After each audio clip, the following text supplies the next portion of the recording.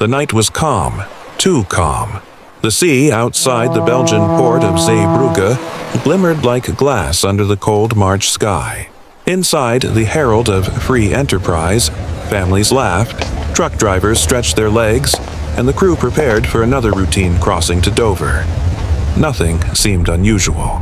But below deck, one open door waited, silent, unseen, and deadly. At 6:05 p.m., just minutes after departure, the ship began to tilt. Within 90 seconds, the Pride of Townsend Thoresen was lying on its side, half submerged, passengers trapped in darkness and icy water. Panic replaced laughter. Hope drowned with the tide. One open door, 193 souls lost. Not a bomb, not a storm, just one forgotten door. The Herald of Free Enterprise wasn't a new ship. Built in 1980, she was one of the fastest roll-on, roll-off ferries connecting Dover, Zeebrugge, and Calais, a symbol of modern efficiency and European trade. Designed to carry cars, trucks, and hundreds of passengers, her job was simple. Load fast, sail fast, arrive on time. But on the evening of March 6, 1987, that promise of speed became her curse. The vessel left Zeebrugge with her bow doors still wide open. A mistake so simple, so absurd, it almost felt impossible. Yet, in less than 2 minutes, seawater flooded the lower decks with the force of a tsunami. By the time rescuers arrived, the ship was lying on her side in the freezing water, just yards from the harbor. Families, workers, and crew members were trapped inside, victims of a system that valued schedules over safety. The calm before the chaos mark. 6th began like any other working Friday at Zeebrugge. The port buzzed with noise. Engines idling, radios crackling, the metallic echo of trucks rolling onto the ferry's lower deck. For the crew of the Herald of Free Enterprise, it was routine. The ship had made this journey countless times before. On board were families heading home, tourists eager to see England, and truck drivers finishing long weeks on the road. In the lounges, people laughed over sandwiches and coffee. The hum of engines beneath the floor was comforting, a familiar sound that meant safety, progress, normality. But hidden within that normality was a fatal chain of negligence. The assistant boatswain, responsible for closing the bow doors, was asleep in his cabin. The first officer, assuming the doors were shut, gave no confirmation. And on the bridge, Captain David Lurie received the all-clear signal, unaware that below, the ship was open to the sea. As the engines roared to life and the Herald of Free Enterprise began to move, no alarm sounded. No one saw the water waiting just beyond that open door. The moment of disaster aid. Exactly 6:05 p.m., the Herald of Free Enterprise cleared the harbor wall and entered open water. The bow door, still gaping wide, allowed the sea to rush in like a beast unchained. Within seconds, hundreds of tons of icy water flooded the lower car deck, smashing through vehicles and washing passengers off their feet. The ship's design, meant for speed and easy loading, now turned against her. There was no watertight barrier to stop the incoming tide. The water raced upward, lifting trucks, tearing open walls, and slamming against bulkheads with terrifying force. On the bridge, the captain felt the ferry lurch violently to port. Coffee cups crashed to the floor, alarms blared, and chaos erupted. Within 90 seconds, the ship had rolled 90 degrees onto her side. Lights went out. Darkness swallowed the cabins.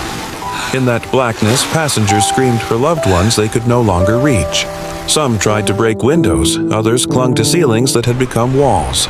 Freezing seawater poured through corridors as the ship settled half-submerged in the shallow waters just a mile from the port. Outside, fishermen and nearby vessels raced toward the overturned hull.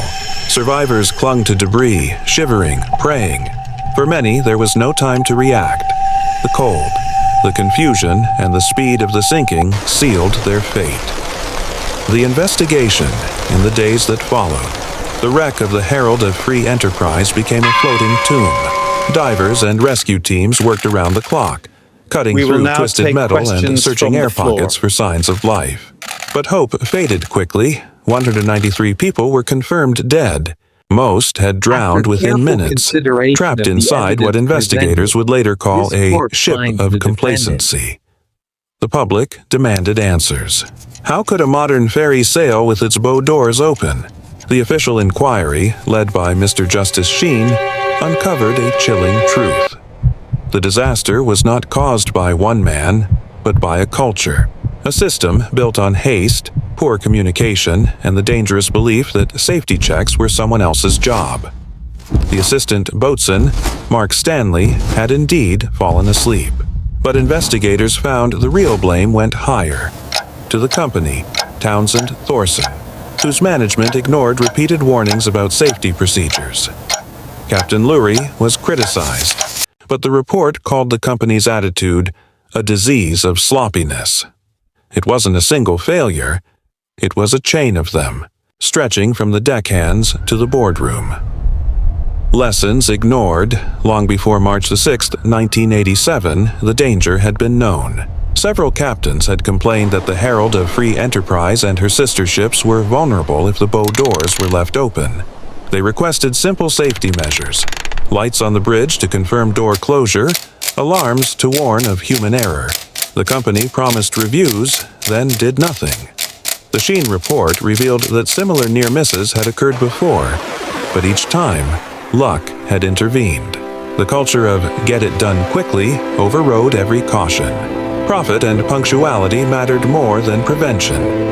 Even after the tragedy, when new safety regulations were proposed, some in the industry resisted, claiming the cost was too high.